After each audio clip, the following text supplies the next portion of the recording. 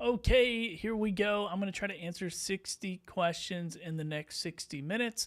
And these are just questions that I've collected over the years from different people asking me a bunch of stuff from like brand deals to Amazon influencer program stuff.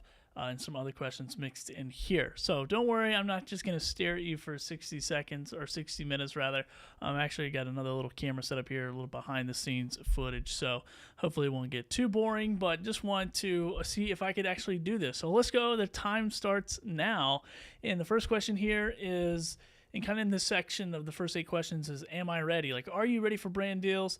This one says, how many videos should I have before I approach a brand? This is a very common question. And the answer really isn't how many videos. Obviously, more videos, the better, but it's really quality. So if you have quality content the brands are looking for that are going, if you have a portfolio, I'll put it that way. I would say 25 to 50, 100 maybe if you are really crushing it and you can do 100 videos. You want to give a variety of videos to companies to look at, especially if you're in the Amazon influencer program and you want to reach out to brands. Maybe you want to work with creator connection companies or whatever, or other agencies or what have you. Give them something to look at. So more the better, but more importantly, quality over quantity is going to be my recommendation here. Do I need a certain follower count to get paid by brands? In the Amazon influencer program, the answer is going to be no. You don't have to have a ton of followers or some kind of a follower count. Obviously, if you're doing like more UGC type of work and paid brand deals that way, or sponsorship, maybe that would help you. Anytime you have a bigger audience that you can leverage to get paid, it's going to be easier. But the answer is no. You don't necessarily have to. I gotta be quicker on these. If I'm gonna hit this 60 deals. And feel free to say hello in the chat if you're watching live. Appreciate you. Okay, the next question up here, I think that was number 3. Can I do deals if I'm brand new to the Amazon Influence program? Kind of the same answer applies as the first question. The answer is yes. You may just have to work a little bit harder if you don't have a ton of content, if you don't have an established, influencer presence or whatever in the program.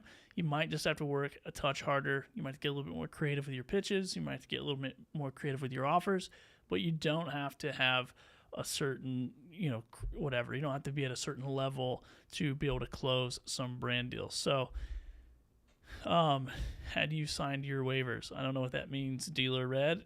Appreciate you. Okay, does my niche matter, or will brands work with anyone? Once again, if you're diving in, like I had a saltwater fishing podcast that was super niche. I was able to go close higher ticket deals because of the super niche podcast, quality audience. That was more of my approach for that particular business. In this business, the answer is not so much. You don't really need a ton of you don't really need like super niche. Okay, maybe if you love a certain topic or whatever, maybe your first 25, 50 videos, if you're pretty new to reaching out to brands, maybe you have some kind of consistency there. But overall, I would actually make more product videos of different products than I would just the same niche product, especially in the Amazon program. So hopefully that will help kind of give you some ideas there. A ton of people jumping into the chat here. I am doing this vertical as well on a couple platforms. So be sure to subscribe to whatever channel or wherever you're watching at if you haven't already. Let's see how many. I've been doing 3 minutes. I gotta hurry up. If I'm gonna do 60 seconds, or 60 minutes. I better hurry up. Do I need approved for on-site placement first before you do brand deals?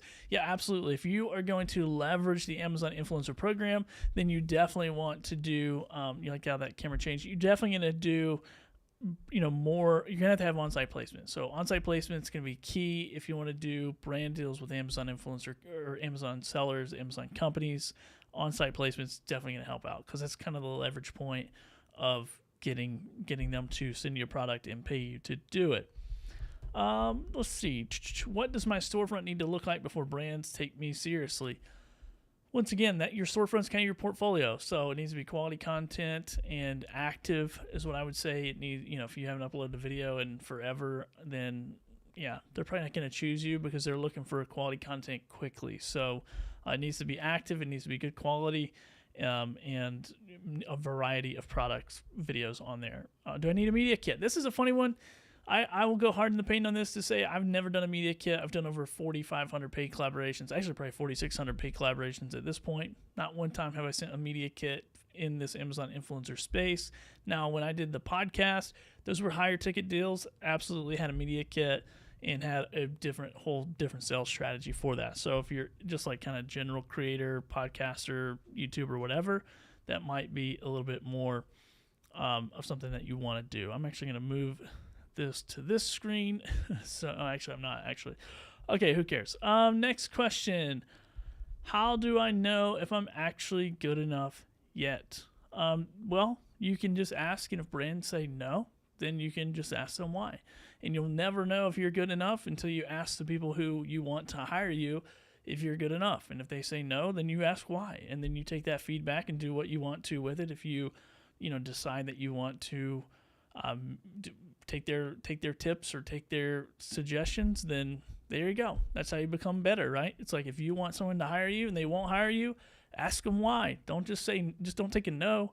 When people reach out to me or I reach out to them, if they say no, we don't want to pay you, or no, we don't want to work with you, I go, why? Like, why don't you want to work with me? Oh, well, this and that. Okay, great. I understand. I'll make it better. I can change it if I can, if it makes sense for my workflow or whatever. And sometimes it's just like, nah, man, you just don't have what they want at all. Maybe you don't have the looks, the personality, the channel. I mean, there could be so many variables. Okay, so that's how you know if you're actually good enough yet. You ask the brands. Speaking of brands, where do you find brand deals and where do they actually come from? So early on, the Amazon influencer space in particular, Facebook groups are pretty hot and heavy with agencies and agents and companies and brands. Majority of the time, companies will reach out to you if they are looking for you to create stuff for them, or they're looking for your type of content or whatever. The more pieces of content you have out there, then the more opportunities that you have to get noticed by these brands, by these sellers. So that's going to be my first thing I always tell people, is just like, make good quality content quickly, make a lot of it in the beginning, and you can go through and decide how you want to choose those products or whatever. But if you want to work with brands, quality content quickly, that's going to be the first thing. Put it on all the different channels if you can. So like your YouTube, your Instagram. If no one knows you exist, then they can't hire you. So put that out there on all those different places, Fiverr, different places like that. Create gigs in those different spots. I mean, that's your next piece of content is your next best salesperson, is what I always tell people. Let's see what else here. And also like Creator Connections is a great place. People sleep on it. It's a great place for lead generation. Facebook groups are, other paid platforms. How do I find brands that are already paying creators? Okay. I'm going to give you guys a hot tip right here. Success, say it with me, success leaves clues, okay? So if I'm on here and I'm telling you, I do 4,500 plus brand deals. I've done 4,500 plus paid collaborations. The first place I'm going to go look is the person's page who told me that. If somebody's telling me they're making 30, 40 grand a month off of Amazon, guess what I'm going to go study? What the freak they're doing. Okay, success leaves clues. So if I'm telling you I'm getting paid by companies and brands, go cheat off my paper. See what you can find. All right, so there you go. That's a hot take for you. I'm going to move on because I'm trying to get through 60 of these. I'm on, I don't even know what number here. Let's see. Should I go after big brands or small sellers? It just depends. More than likely, if you're in the Amazon influencer space like I am, then you are going to go after probably more smaller sellers that aren't household names. Now, I'm not saying don't go after household names, but those household names are probably getting inundated with a ton of requests already. And if you're new to this game and you don't even know what you're doing, then save the pitch to those bigger companies and those bigger collaborations later on in your career. That way you can, have a portfolio. You can have experience. You can kind of know what you're up against. You can kind of figure out the industry a little bit, okay? Too many people want to go right to Nike, but there's plenty of shoe companies under them that will work with you. And the cool thing about Amazon Influencer Program is like you can work with those big brands kinda without having to reach out to them and get free products or get paid. You can just create content about their products and post it on there and then use that as part of your portfolio.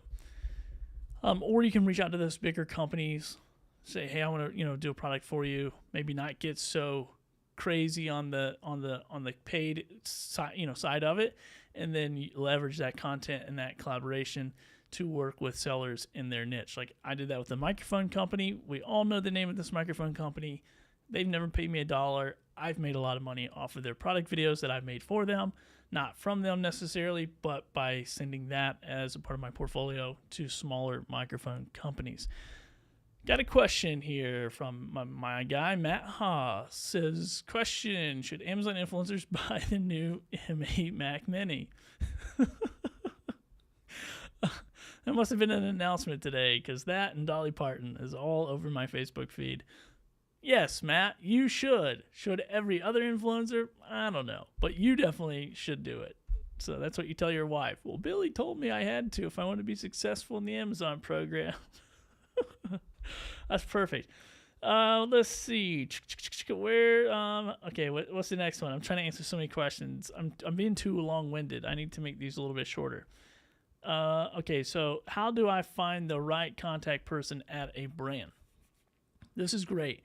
If you are looking on Amazon, this might be a little bit more difficult. Obviously, the first thing I'm going to try to do is try to see if they have a website. I'm going to go to that website. I'm going to see if I'm going to use a plugin called Hunter.io, and then I'm going to see if there's any emails that say marketing on those emails. So if it's like Beth at marketing, I'm going to go check that out. Or if you don't have Hunter.io, maybe you go to LinkedIn and see if they have a LinkedIn business profile, and then check the LinkedIn thing and see if you can find somebody there who's in the marketing department. Maybe you reach out, via LinkedIn, there, or you go back to their website and try to figure out, you cross-reference these resources and you can find people's information. It's not rocket science, and there's probably other faster ways to do it, and maybe funner too, of using like AI to find some of the stuff for you as well. But it's the internet. It's a pretty big place. People can't hide too much from you. So that's what I would do if I'm looking for brands on the internet or on Amazon rather. And they can kind of be tough to find because some of these are just like conglomerate companies. They have a lot of products, a lot of brands, that type of stuff. What's up, the Gear Edit? What's going on? Good to see you. Matt Haas, adding to the cart. There you go. Congratulations on your new Mac 6 Mac or M6 Mac Mini. I thought you said M8, but I can't see. Okay. My eyes are 40 years old. Okay, here we go. What's up? Chrissy Fryrose is tuning in from all of her channels here. So appreciate that. No way I'm answering 60 questions in 60 minutes. I was actually going to try to do 100 questions in 60 minutes, but I'm like, there's no way. One, because I just keep forgetting where I'm at. So let's see. Do brands ever reach out first, and how do I make it happen? They do. They reach out all the time. I was just telling my community today, which you can join over at billythorpe.live. You can find out more information about my Facebook group there. But I was just telling them today, there's a bunch of money sitting in your spam folder, on your email, in message request folders, on your social media platforms. There's all kinds of opportunities in there. I check them every day and have dozens of messages that I've not read, not responded to. And those are leads. Those are opportunities for you to reach out to those companies. So, Chrissy called me a slacker, so that is definitely, I see what's happening here. Well, now you've messed up, because I don't know how long left. I've been going for 14 minutes, and I can't math, so whatever time I have left.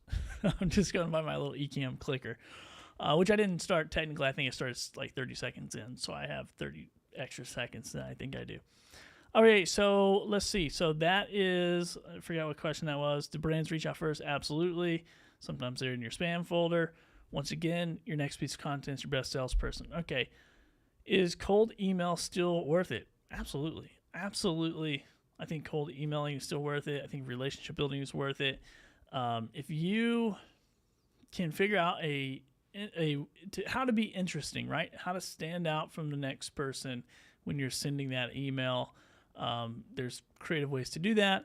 I'm not going to give mine away on this live show, but there's definitely ways to get people's attention to where they will open the email and go from there. So anyway, and cold calling too. I don't really do cold calling because most of my clients are in China, but if I was in the States, I have some pretty savvy ways to get to a decision maker, which is pretty fun. Are Facebook groups and marketplaces still worth checking? Yes, Facebook groups, I don't know. They're okay. They're not my favorite anymore. Marketplaces like Fiverr, definitely great places. I make a decent amount of money every single month off of Fiverr. It has been really good for my business and definitely something that I do and keep up with. So that is that. Okay, that was 16 questions. Oh my gosh, I think I'm doing good. I think I'm on track. Okay, let's see. What is Creator Connections actually for? So this is, I don't know why I'm going to answer this question, but Creator Connections is an additional commission program on top of what Amazon already pays. So Amazon has their like associates program, their influencer program where they pay small fees. And then the Creator Connections program is where brands can say, hey, we're going to put this stack of money on here for 30 days. And whoever promotes it and gets transactions gets a piece of that big pie. Okay, so that is kind of what Creator Connections is. There's a lot of debate who it's for. A lot of Amazon influencers think it's for us. I personally think it was made for more offsite people bringing traffic to Amazon and promoting offsite. But luckily right now they let all of us, tap into those budgets and have a little piece of the pie, if you will. So let's see. Chrissy Fryrose, to get those people's attention for like what I just said. I'm not saying that on my stream. That's premium information. I'm gatekeeping.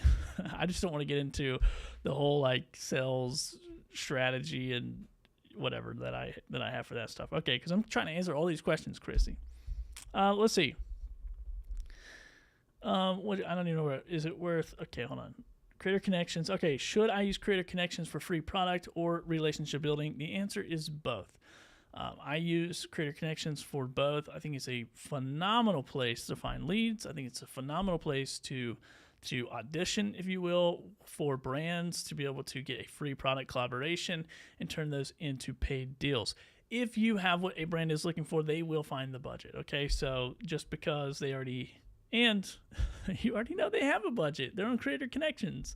They have to put down a certain amount of money for a certain amount of time to be in that program. So therefore, we know that they do have a budget for Creator Connections, and they probably have more than that as well, budget for other projects. I flip a lot of these. I think it's one of the most slept on lead gen sources that we have, and the fact that Amazon gives us open access to brands on there is crazy to me. Let's see. What do I decide? Oh, how do I decide which campaigns are worth my time? I mean, there's a lot of ways to do this, but, a lot of it is some of the strategy is like, what's the sales history of the product? How many units sold in the last 30 days? There's now like, how long has it been on Amazon? Those types of things. How long is left on the campaign? Do you want the product? Can you show the product? Can you actually make a good quality video of it? Who cares if it's selling 1 million times if you can't make a good quality video of it? That's always my question. So I think there's a lot of factors in there of deciding what campaigns, what products, what brands work for you. Just because it has a long history and a high sell-through rate doesn't necessarily mean it's going to be a great fit for you or for the company. How much time should be left on the campaign before I bother? Some people say 60 days. Some people say doesn't matter. I don't really care. Like, my biggest question is, does it have a campaign? I'm definitely prioritizing those over non-campaigns, but I'll still take non-campaigns if the resale value of the product is high. So there's that as well. Can I message a brand on Creator Connections about a paid deal? I have. There you go. I'm just going to leave that there. What do I do when a brand says no to a paid collaboration? I don't know. Cry? I don't know. Like, whatever, a couple things you could do is, one, you just ask why, like, why I want this work, or how could we make it work, or what is your budget? Like, really dive a little bit deeper, just one more layer, and just figure out what's the problem. Like, I'm not one to really take no for an answer. I just think it's like a not yet. So therefore, I'm going to kind of keep digging a little bit to, one, understand their business, and to understand, like, if they're struggling with something, or if they can't find the value in what I do or whatever, then maybe some other brands are doing that as well. So I'm trying to just educate myself along the way. So if they will give me some more information of like, well, we just don't have the budget, we just started out, you're too expensive, like whatever that looks like, then I think we can go from there. Chrissy says, obviously. I don't know what you're talking about, Chrissy. That's a delayed chat to me, I believe. When they say no, you tell them to F off. Oh, wow. Okay. That's Chrissy's words, not mine. I don't tell them that. I'll tell them, like, well, wait a minute. There's always going to be a deal. What is the deal that we need to make? Matt, do not encourage her. Okay? Just stop encouraging her. And by the way, real quick, if you're watching on YouTube, especially if you're watching on the Dillbilly HQ, go ahead and hit that subscribe button. And YouTube has been putting us to the test right now to see if we can get to a certain place by a certain amount of time. So, subscribe. Okay. And all the channels, whatever, doesn't matter. Okay, what's next? What do I have now? How much time should be left on the campaign? Okay, whatever. Can I message brand on Creator Connection about a paid deal? Already answered that. What do I do when a brand says no? Okay, how do I get a brand off the platform and into my email? Huh, this is a good strategy. I'm glad I get asked this question all the time. The answer is find a reason for them to email you or you to email them. And that's all covered in my playbook, which you can check out at billythorpe.live. I have a whole strategy for this.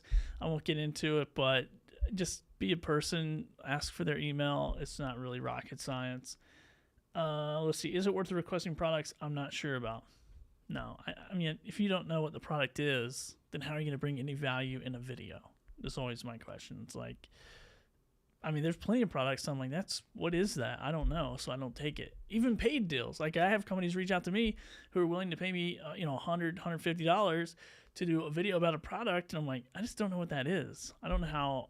I don't know. I don't have a cat, and I don't know what a cat toy does or whatever. It's like I don't understand. That was actually an example from today. Let's see what is going on. What's up? Oh, what's up? Wait, YouTube? Why am I on Facebook? Hey, wait, hold on. Stay on Facebook. I just got monetized. I need you on Facebook, commenting, engaging. I need everybody on Facebook. Okay, this is not a question. Now this is like help. Speaking of monetization, get everybody on Facebook.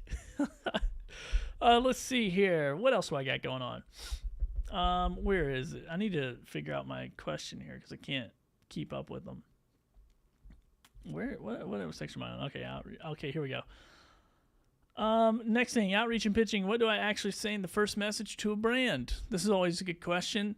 If you're outreaching to a brand, what do you do when you talk to anyone that you've never talked to before? You just introduce yourself. I mean, it's pretty simple. My message to a brand I've never talked to before is, hey, such and such, I came across your product and I'm in the Amazon Influencer Program, and I would love to talk about collaboration. Have you collaborated with an Amazon influencer before? Or something like that. Just some kind of general question where we can start the conversation, where we can start the relationship. It's like the people who run these companies and make these decisions, they put their pants on the same way you do every morning, unless you're just a weirdo and you put them on differently or whatever.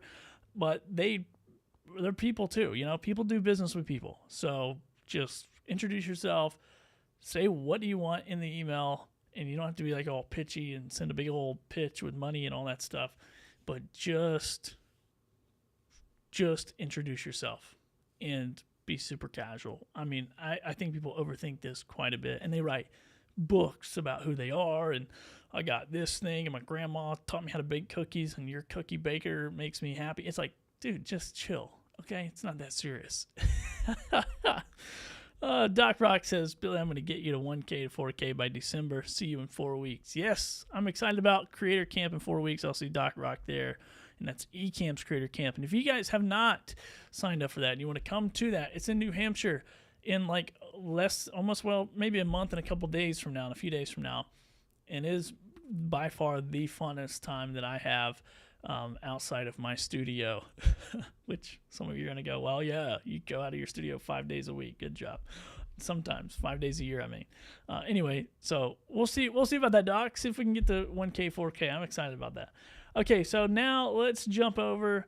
What's the next question? Do brands ever reach out? I already talked about all this. I need to keep up better. Where's Chrissy and Matt? Chrissy and Matt should be on this live show. They would keep me going. Here. What do I actually say in the first message? How long should my pitch be? This is the next question. We're talking about pitches here. Your your pitch does not, especially in the Amazon program, okay? These are low ticket, high frequency deals, is kind of what I teach, the model I teach. And it doesn't have to be that difficult. It's just, what do you offer and how much is it? It's a pretty simple thing. So once you get to that place where you're talking to a brand and they're like, yeah, we actually do need some video, great, here's what I offer. And it's just going to be super simple.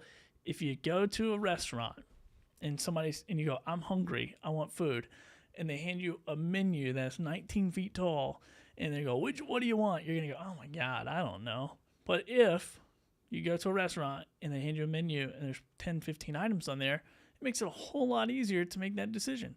So just make a little menu of your items, whatever that is. If that's just an Amazon video, Amazon plus YouTube video, and Amazon plus usage rights, just make it super easy, and it's just a good starting place, okay? That's what I do. I've closed thousands of deals. Nothing about what I do is rocket science. I just do it a lot. It's just a frequency game for sure. Well, let's see. Where is Chrissy? Well, someone didn't invite me. Well, because someone has to just work. Like, don't just be ready to go live whenever I'm ready to go live, which is spontaneous on a Tuesday. Let's go. Let's see. The creator I keep losing my place here. How long should a pitch be? Okay, answer that. Should I include my rate in the first message? Once again, if this is an outreach message, if you're doing the outreach, then I never include my pricing, because really I don't even know what they need. If they need anything, it's kind of like just randomly calling somebody on the phone and go, hey, I sell hats for $15. You want to buy one? Like, that's stupid. You would never do that. So same thing, build a relationship, build a rapport, get to know their business, figure out what they need, if they need your services, and then you can send them some pricing. So I never send my rate in the first message. Now, if they reach out to me saying, hey, Billy, you're wonderful, you're great, you're awesome, you always make good quality content, and blah, blah, blah, which I get a lot of those messages, and you will too. It's kind of a template that people use. Then I reply. And I have a nice little reply. Thanks for reaching out, blah, blah, blah. Here's my rates. And then I do send my rates on that first reply message, just to get right to business. Like, you emailed me because you want a video. I'm replying because I want to get paid to make the video. How many brands should I be reaching out to per week? What is your capacity? How many products do you want? Because what you'll find is, especially in the Amazon program, this is going to be a frequency deal. Okay, so it's going to be low ticket, high frequency. That's where I found the sweet spot. Now I'm sure there's some outliers, and people are going to go, "Oh, I get paid $500. I price $500 for everything." Well, pricing $500 and getting paid $500 is two different prices. Okay, and I've priced everything from a $20,000 job to a $0 job. So it just depends on what your capacity is to create content, what your goal is. My goal personally is to get 100 paid collaborations per month. I have a system where I can knock that out in no time. And so I know that, well, majority of mine are now incoming because I have so many pieces of content out there. I'm not really worried about it. But outreach until your capacity is met is what I always tell people. It's like, if you're in the outreach phase, then you're just reaching out. You're messaging brands, following up with brands, following up with companies. Maybe you're doing creator connections, maybe you're doing free collaborations, and it's about, for most people, they're probably getting about a 10% return on their messaging on creator connections. Once you're established, I get about a 30% or so. Just depends on the week, the day, the month, but most of the time I'm getting quite a bit of responses to those. Now, not all of those are closing. So then you're going to figure out, like, okay, if I send 100 messages, I get 10 messages back, I close 3 deals. All right, so now you're what, 3%? So now you can go, okay, cool. I know my average close rate is about 3%. Now, what can I do differently? Can I tweak my messaging, or do I just send it and know that I got to send a lot of messages? Like, you can kind of figure that out as you go. Okay, what makes a pitch get ignored? It could be a lot of things. You could be in their spam folder, right? I had a pitch today that came in. Somebody reached out to me in July, early July. I sent them a pitch back, did not hear from them. And then today I was doing some follow-up messaging, And then they reached back out and was like, oh, yeah, we want to collaborate with you. End up turning into a nice little deal. But they just got busy, you know? So there's a lot of reasons your pitch gets ignored. One, you know, if it's a popular product and it's on Creator Connections, and that's what everyone's strategy is to reach out to high-selling, you know, products or whatever, then they're probably just getting inundated with requests. So you might have to play a little bit different game. Go with products that aren't quite as flooded with, you know, people who want to get those. So that it's too long. You wrote a book. Nobody wants to read a book. Okay. Hi, I'm Billy. I make videos for Amazon sellers. I'm an Amazon influencer. Do you need some video? Done. Then go back. No pitching on that first message. So should I pitch a specific idea for their product or keep it general? Either one. Whichever one you think. Majority of the time, like in my business, I've done so much content, I kind of have a formula, a format that I use. So I don't ever pitch like, hey, I have this big brain idea and we can go here and I can go to the beach and be on a float and hold your hat up. You know, I don't do any of that. The price point for me is not worth it of me to get super creative for every project. So I just have a format and they go, well, how are you going to shoot the video? I go, more than likely at this point, I've shot a video for that type of product, like a 3-in-1 charger, a pocket knife, a water bottle. It's like I have tons of those videos. Here you go. Here's the same style of video that you're going to get. Okay, last question, then I'll go to the chat. Do I follow up? How many times? How long do I wait? This is really important if you are going to get into this seriously, to have some type of CRM, have some kind of tracking system that you can plug in information and see when's the last time you communicated with this person. If you are ever in sales, like there's no money if there's no follow-up. I mean, honestly, like to have like a 1-call close or a 1-email close or whatever is pretty few and far between. So therefore, I would follow up pretty consistently, maybe every 5 days or so, 5 to 7 days. If they haven't responded, definitely follow up. Okay, let's see. Paul in the chat. Let's see, what is Paul saying? Do you need to track free products at income based on their value?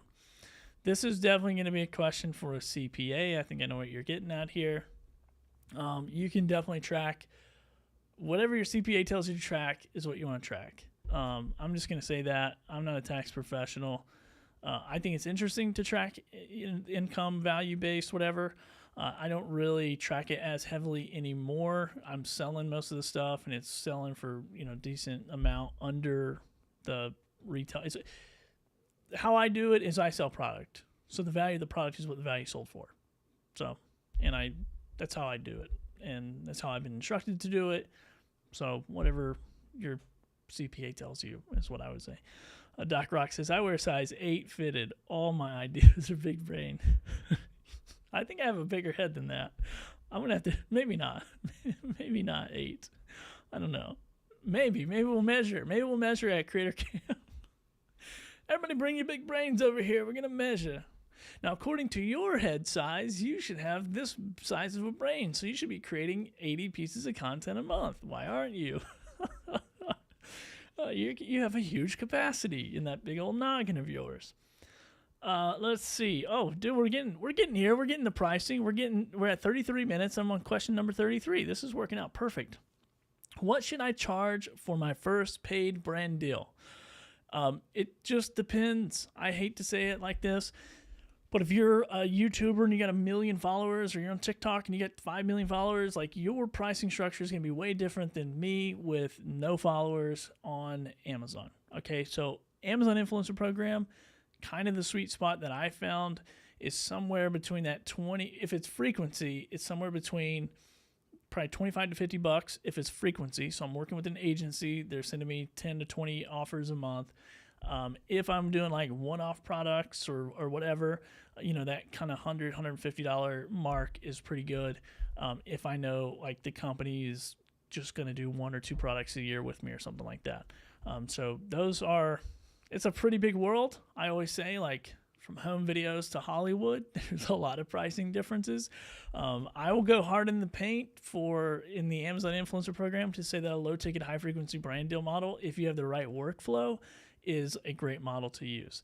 I don't need to be out here pitching $1,000 videos because I know after 4,500 paid collaborations and pitching all kinds of stuff that I'm not going to close those. So I'm not going to waste my time trying to pitch a $500 deal for a 2-minute video that takes me 2 minutes to do, because I'm just pushing buttons just like this, and now I'm switching cameras and doing all that fun stuff. So I don't feel obligated to charge any higher than that.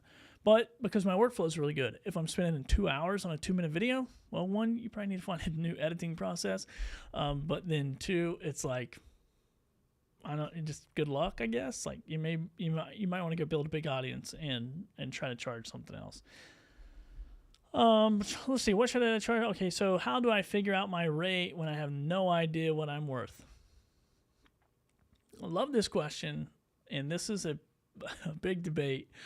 I have this debate all the time with people because in the creator industry, this little sentence of know your value, know your worth is popular. And a lot of people say it, and it's really easy to say. It's hard to understand. And what I always say is know your market. Like and here's how I set this up. Okay, if I'm in New York City and I'm going to buy a condo, all right, in Manhattan, that market, and it's 1,000 square feet or whatever, that market is going to be way different than if I go to Bluff City, Tennessee, and buy a condo that's 1,000 square feet. Same thing, way two different markets, okay? So that's true for the video space. Like home videos to Hollywood, Amazon to YouTube, no follower count, big follower count. It's like, those are two way different markets. And whatever those markets are willing to pay is what it's worth. Now, trust me, if somebody showed up with $1 million in Bluff City, Tennessee, and was wanting to buy 1,000 square foot, condo, I would be shocked. Maybe it would happen, but I don't think so. Spending $1 million, $2 million, $5 million, $10 million in Manhattan, $20 million, I don't know how much they cost. Not my market. That's probably normal, So just know what space you're playing in. I get the understand your worth, but more than that, understand the market. Because you can price whatever you want to.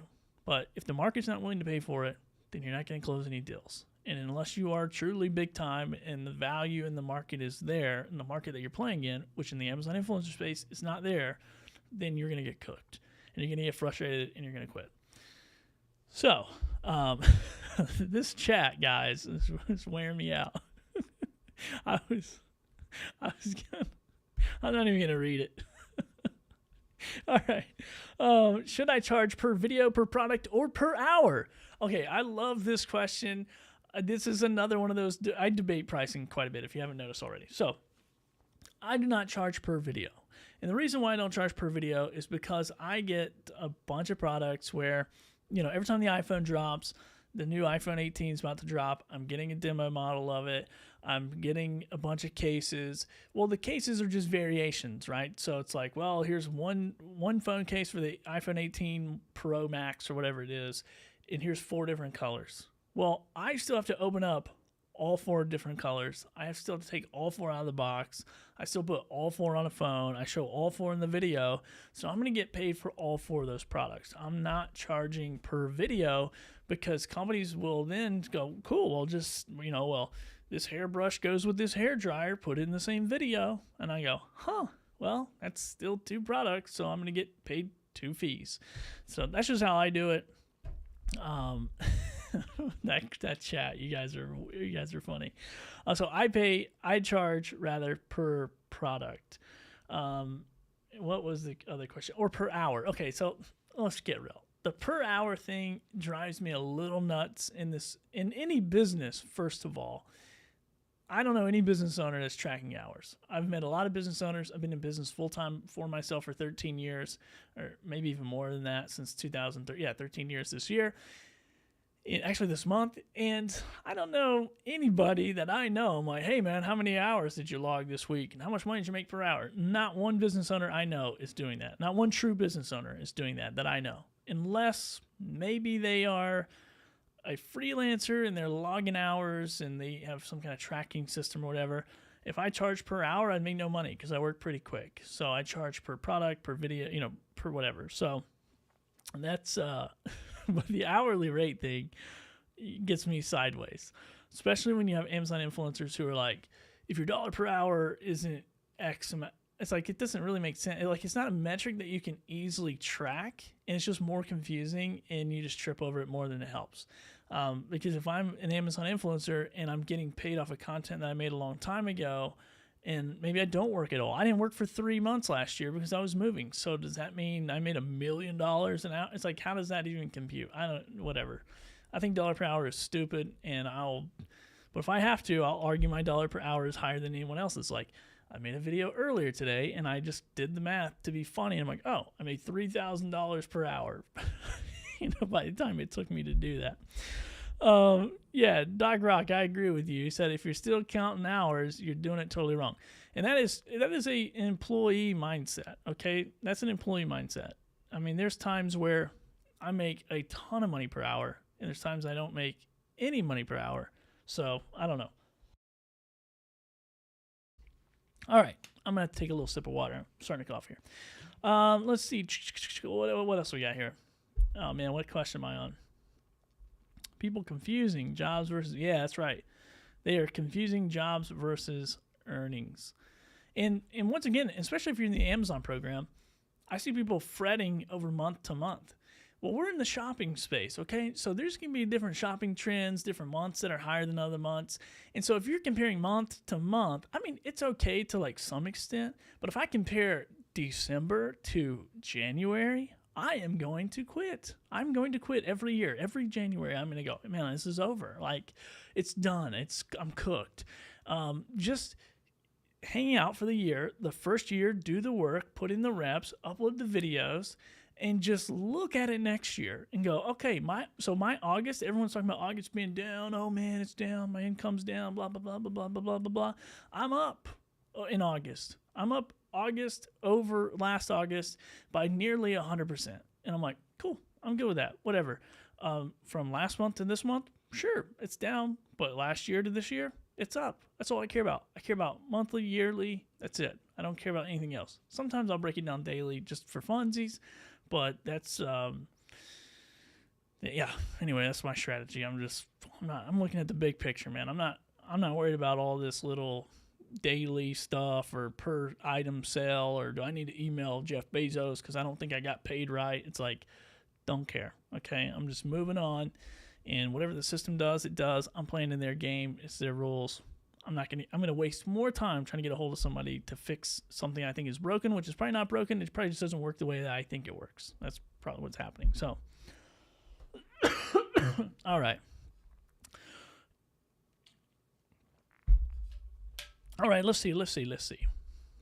Okay, so I don't even know what question I'm on. Why do you recommend lower prices instead of charging premium rates? I talk about this all the time. It's the market that you're in. I talked about it a little bit earlier. It's the market that we're in, and I just figured out how to, one, study the market I'm in, figure out what the budget is, the average budget of this market, of this industry. What is the demand? Which the demand is super high, but it's super low budget. So imagine if you had a company and you had 1,000 SKUs, and you're like, I need videos for all these SKUs, and somebody, yeah, man, it's $1,000 a SKU. You're like, whoa, this is like too much, man. I'm giving you volume, I'm giving you frequency, and everything in the world is priced on frequency. Like, you go to the grocery store, and there's a reason why Walmart sells hamburger meat cheaper than your local grocery store, because they buy more of it and they get a bigger bulk discount.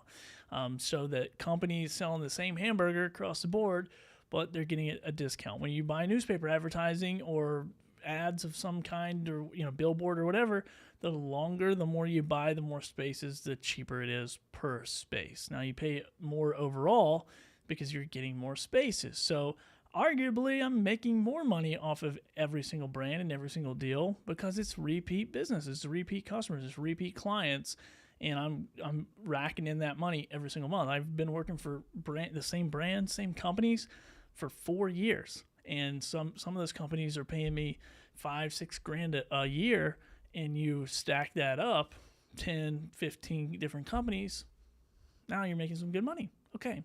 That doesn't include the resale. That doesn't include Amazon. So do the math. It works. And that's why I do that. And I have a workflow that allows me to do that. All right, I think I'm losing my time here. Am I undercharging if I take $50 deals? Nope, you're not. $50 deals are great if you can get them in frequency. Should I give brands one price or a menu of options? I like to give menu. We all like options. If it's just, oh, you got to eat this hamburger with 8 pickles and that's all we get, we don't like that. We all like options. Give options. How much do I charge for usage rights? Whatever you can get. I try to charge about $250 minimum for usage rights. I've charged upward to $500-$600 for usage rights. Depends on how they're going to use it. Most of this product on Amazon's got a shelf life of less than 2 years, so I don't really care. And then by some research out there, it says if you're making $1 to $2 per product on average per month, so just say $24 a year on Amazon. If you're doing that per product, you're doing pretty good, or you're doing average. So sell a brand deal for $50. You got 2 years of earnings. Sell the usage rights for $250. Okay, now we're talking years of earnings. All right, so let's see here. Let's see. Okay, how much? Okay, what about exclusivity? How much do you charge for that? Once again, you can just charge whatever, $500. You can price what. Here's the thing: you can price whatever you want to, and it really depends on what the content is, what the scope of work is. All the stuff I'm really talking about in this live stream is like one take, multicam. I'm switching cameras. I'm doing one take, and I am done. Okay, I'm not editing. I'm trimming the ends, and I'm sending it. So my workflow is my cash flow. If I'm bogged up on going and shooting at 85 locations for some, swim shorts or whatever, and they want me jumping off the Empire State Building to a swimming pool, like this is going to cost way more money. But most brands that I'm working with don't want that. They're like, yeah, you sit in your studio and throw some B-roll in there. So I take B-roll on my phone. I switch my camera over, or switch my software over, which is Ecamm, to B-roll, talk over it, whatever. I come back, I'm done. So, okay, exclusivity. Okay, do I charge extra to post a video on my own platforms? Absolutely. That's an upsell. That's another line item on the invoice. Like, you may post on Amazon, that's one place. YouTube, that's one place. TikTok, that's another. Instagram is fee. I'm the fee guy. I will rack it up. I'm like the, who is it? Who is it when you travel like Experian or something? It's like, or Kayak or whatever. It's like, yeah, this is a $45 plane ticket, but by the time you get done, it's like $400. Like all the rest of the plane tickets, because I just fee you to death. Like, I'm that guy. I'm the fee guy. Whatever. Let's see. Do I charge? Oh, when and how do I raise my rates? So when demand is up, the price goes up. So if you have a certain level, say if you're trying to do 50 product videos a month, you hit that 50 product threshold, now the rates go up, right? So it's like if I'm hitting 50 like 3 months in a row, and then I'm like, hey, look, and then new people are coming in, my rates go up for those new people. And then those new people are going to replace those other clients who don't want to go up to the new rates. That's just how it is. If you're busy, demand goes up, rates go up. So yeah, anyway, hopefully that's easy enough to answer. Oh my gosh, I don't know if I'm going to make it or not. I'm on question 43 and I have 12 minutes left. I can do this. What do I say when a brand says my rate is too high? Figure out what is not too high. Figure out what you can remove or add to the deal to make it meet whatever the rate is. So if it's too high, what's too high about it? Do you want me to add another platform? I'd always try to add and not take away. Take away money. So I always try to add stuff like, well, okay, I understand $50 is too high for Amazon, but how about I throw in YouTube and TikTok for you? It's just extra exposure to your video. You can put an affiliate link on there. Nobody cares. You're probably going to upload them to there anyway. So you might as well just send it. So figure out what you can do to get them to that rate. Or if they say the rate's too high, then what do you take away to get to that rate? Or you just don't want to do the deal at all. So it doesn't really matter. If you're stuck on the pricing, just move away. No one's making you do anything, okay? This is balls in your court. It's two people, two adults negotiating rates. It ain't rocket science. It's not emotional. It's just, can we make a deal? Can we not make a deal? If we can't, we move on. And if you and you'll figure out real quick. Like if you're not in the right market, you'll figure that out. Or if you're too cheap, you'll figure that out. Or if you're, whatever, you'll figure it out pretty quick. There's enough business here for a lot of people to make some money. All right, I'm just coughing now without muting because I don't care. How do I figure out my rate when I have no idea what it was? That's already a question. Okay. What do I say when they have no budget? Well, I have no budget. I got no time. It depends. If you want the product, in my case, I'm not stuck on budget. I'm stuck on value. Like, is the value of the deal going to work out for me in the long run? So one, is the product selling on Amazon? Does it have a good sell-through rate? Is it a popular item? Does it have a creator connections campaign? Can I resell it and actually make some money? Can I cover the fee plus what I would do already? It's like when people want to send me electric scooters, I hardly ever charge for those videos. I'd always ask. The answer would be like, dude, this is $700. Like, what are you talking about? I go, yeah, I just wanted to know. And then I'd sell it for $500 or whatever. So, yeah, you don't have to, you just have to make a decision what you want to do. So if they don't have a budget and you don't want to work for no budget, then you tell them no. Or you look at those other things. A lot of ways to skin a cat, people. A lot of ways to skin a cat. How do I negotiate without sounding desperate? I don't know. I just say what I want. That's all you do. It's just like, it's a business transaction. People are used to doing business. This is not working with people in the southern part of the United States, by the way, okay? Like, if you're working with brands and corporations, they get it. This is not their first go. This is not an emotional thing. This is, are we solving a problem? And if you're going to solve that problem, then you should be willing to negotiate and stand up for yourself and fight for your ideas and all that stuff. And just don't be desperate. So don't sound desperate by not being desperate. Is it okay to walk away from the deal? 100%. I walk away from a lot of deals. I walk away from like 5-10 deals a day. Don't care. If it doesn't work out for me, I'm not doing it. And they'll come back. They'll come back with more deals. They're not one product brands most of the time. It's agencies you're dealing with most of the time. So you can absolutely walk away from deals. I do it every single day, all day long. How do I counter without killing the relationship? Just say what you want. That's it. I can't tell you how many times people get hung up on like, oh, I don't want to offend this person. I don't want to offend this person. Just say like, no, this isn't going to work for me and this is why. And if it's like, well, sorry, it's not going to work for me either, then sure. Neither one of us get a deal. You don't get your content from me and I don't get money from you. And it's totally fine. And you just move on to the next, collaboration opportunity or whatever. Just don't be a jerk. That's it. But just go, hey, this is not going to work for me. Okay, what is going to work? And maybe they come back and say it's not going to work for them. But what is going to work? If you really want to work with them, you really want the product, you really want the deal. If you say relationship, that means relationship. That means good, bad, and ugly. That is a real relationship. A relationship is just not like, hey man, you're great and awesome. I've gotten into some back and forth with brands that I still work with to this day. But early on, we didn't see eye to eye on the scope of work. We didn't see eye to eye on the end project. And we just went fisticuffs in email and then came out of that thing and solved the problem. So I offend people just being alive in America. And people want to be offended by everything. It's crazy. I mean, which, you know what? It gets views. So me too. I'm offended. Let's see. What if they want more deliverables for the same price? That's your decision. If it makes sense for you, if the deal makes sense for you, then do the deal. I always just try to figure out, first of all, everything has to be done before I get the product. Like, I'm not negotiating terms after the product gets to me. I'm not renegotiating prices. I'm not renegotiating any of that. Like, whatever is in the deal is in the deal when I get it. And then if they want more deliverables on top of that, then that's a price. That's a fee. But if you have a price and they want to get creative and go, well, you know what? You're going to do Amazon and YouTube. Can you throw in TikTok?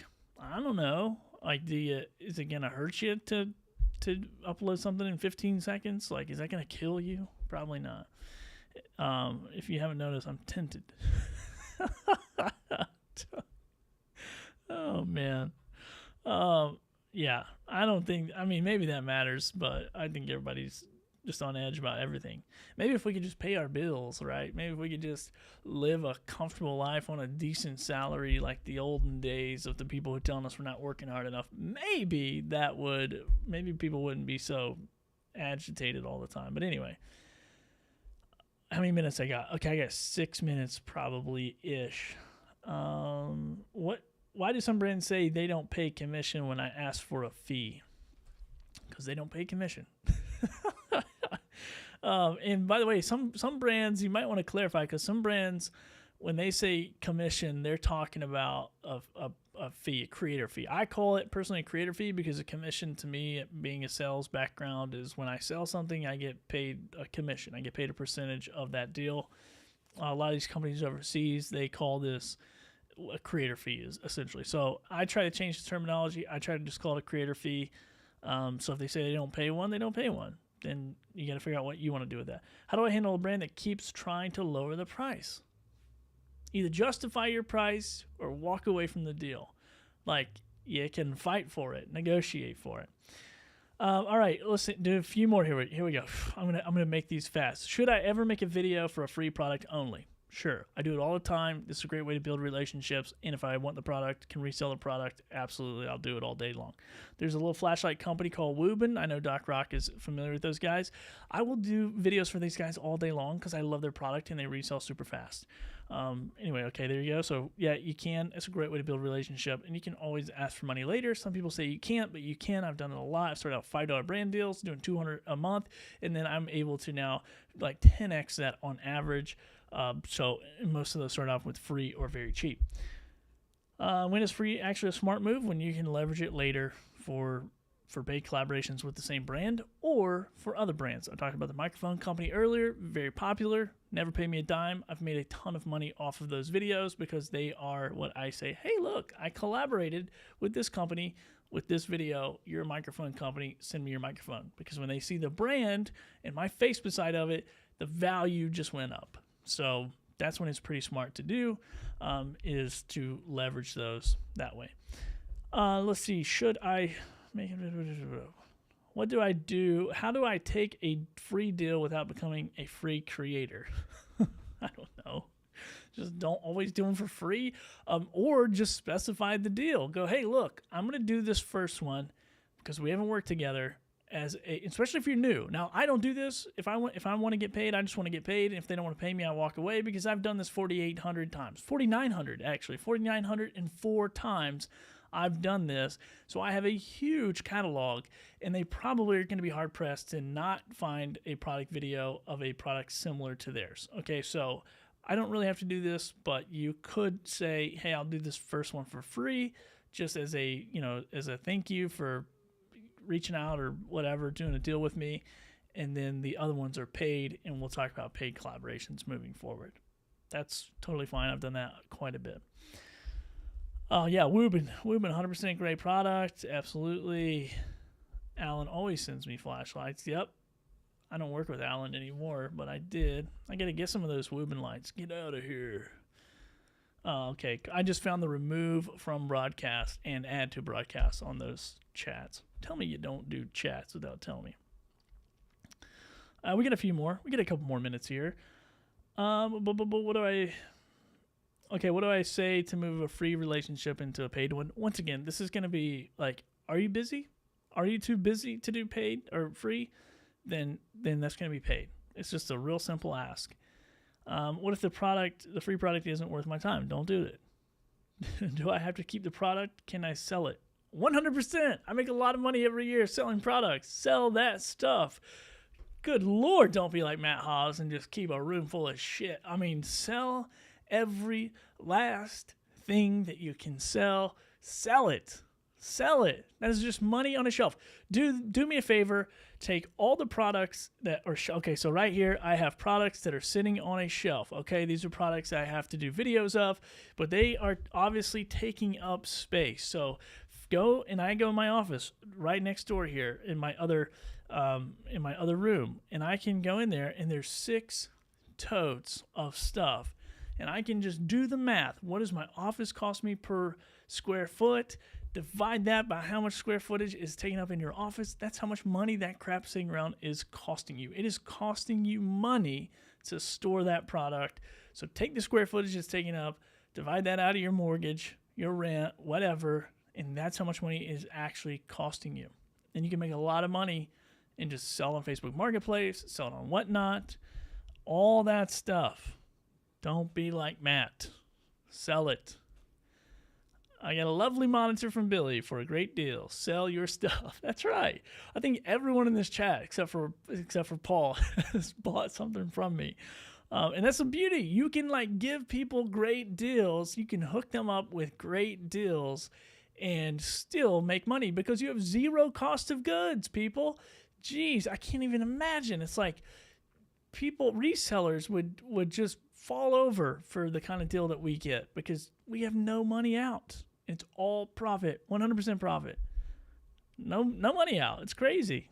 It's crazy to me. Oh yeah. Stuart got stuff from me. Yeah, everybody. Yeah, Stuart's like one of my top customers.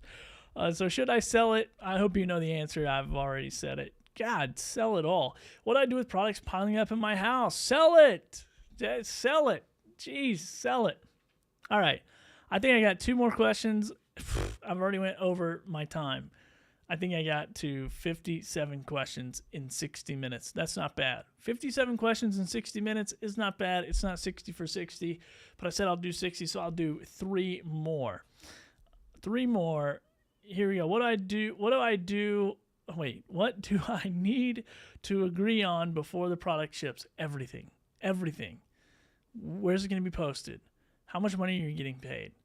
Do they have rights to it or no? Everything you need to do. Do I need a contract? I don't do contracts. Jesus, I do so many videos every month. If I did contracts for these low ticket deals, I'd spend more money getting a lawyer to look over these contracts or whatever. And I would spend so much time back and forth. I don't do it.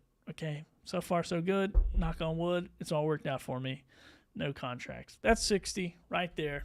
You guys are awesome. 60 questions in a minute, in an hour, and 1 minute and 40 seconds. That's not too bad.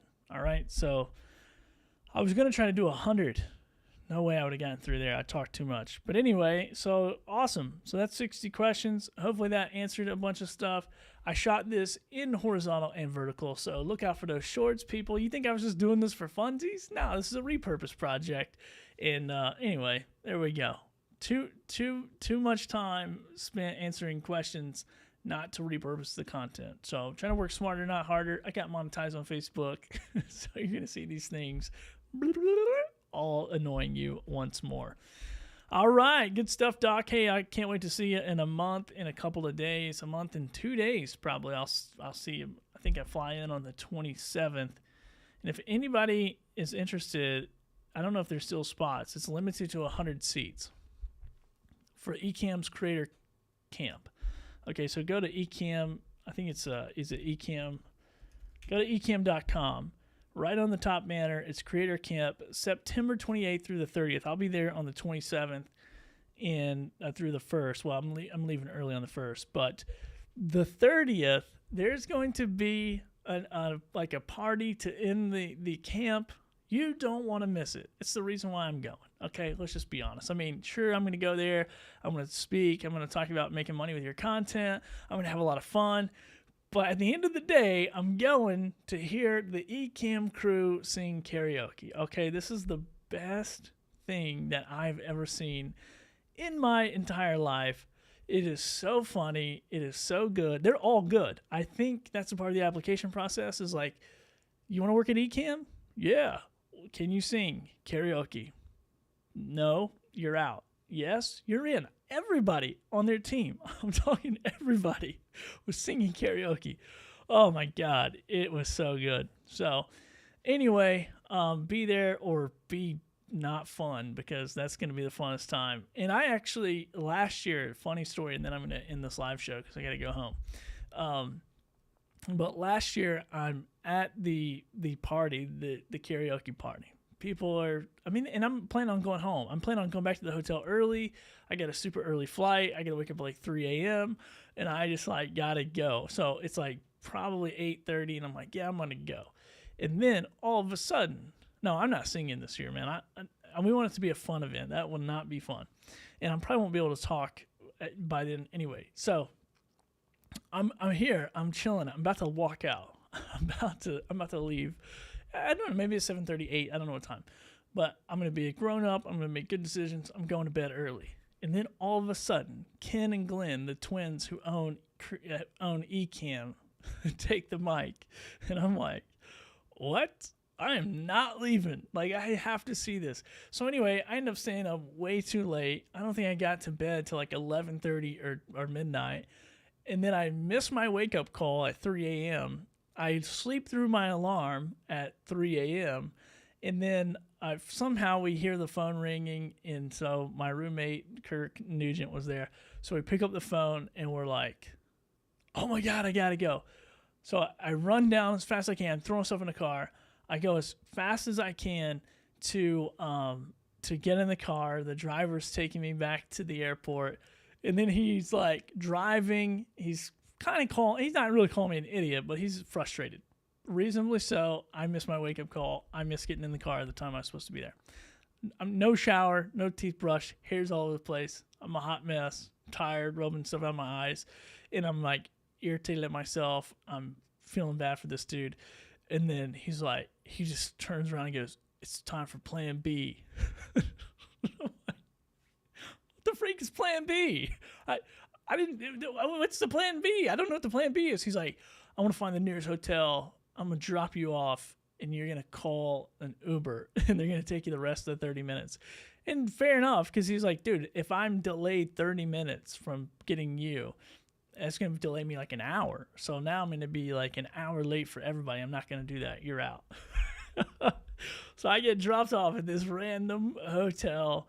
I call an Uber. Uber comes and gets me. I get on the plane. However, this year, that was the reason I took a little more time to book my ticket. I was thinking it through. I'm like, okay, I'm not leaving until like 11 or noon or something like that.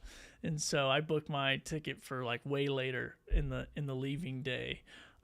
Because I'm like, I'm not missing this karaoke party. This thing is so good.